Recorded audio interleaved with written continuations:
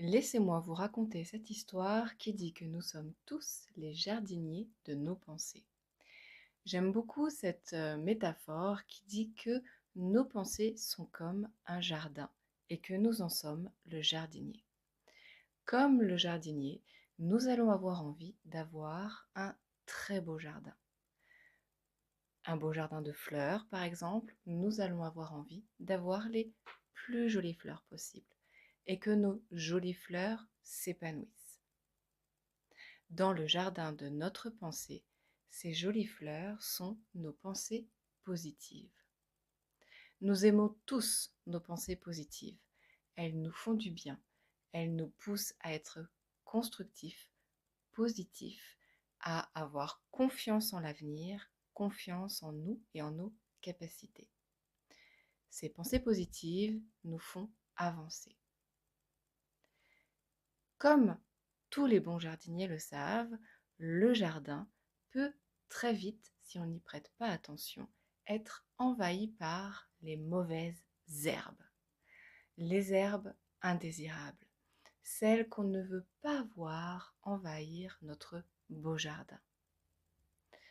Dans le jardin de nos pensées, ces herbes indésirables sont nos pensées négatives.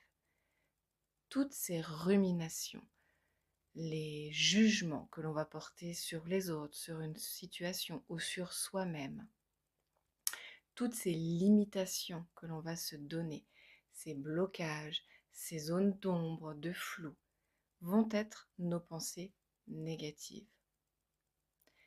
Dans un jardin, les mauvaises herbes, si on n'y prête pas attention, sont celles qui vont s'épanouir le plus vite et prendre de la place.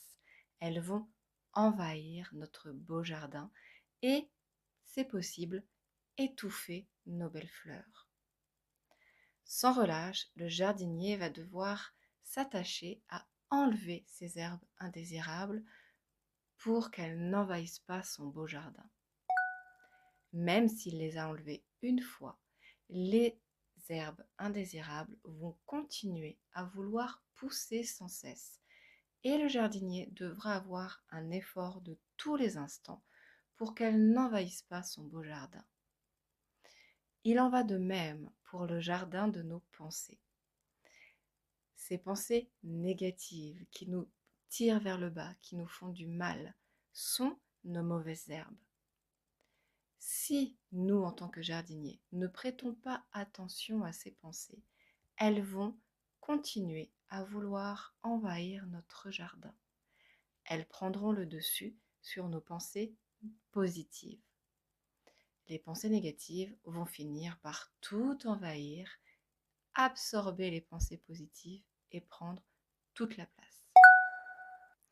En tant que jardinier de notre jardin, c'est donc à nous de faire attention à ce que ces pensées négatives ne soient pas trop envahissantes et à toujours faire en sorte de les enlever de notre beau jardin pour que continuent à s'épanouir nos pensées positives.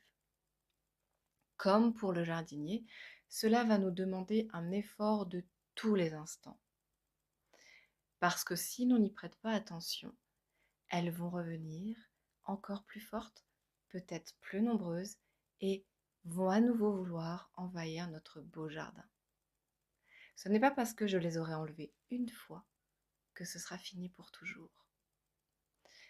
Les personnes qui savent cultiver un état d'esprit positif, qui savent dans leur quotidien avoir plus de pensées positives que de pensées négatives, sont celles qui jouent le rôle de jardinier et qui sont toujours très vigilantes à ne pas laisser les pensées négatives envahir leur beau jardin de pensées positives.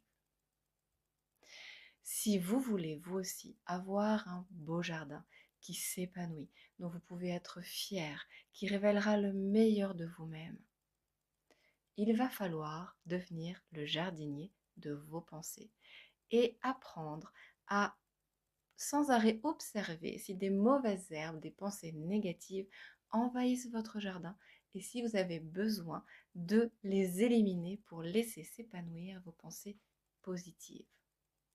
Je vous laisse méditer sur cette question.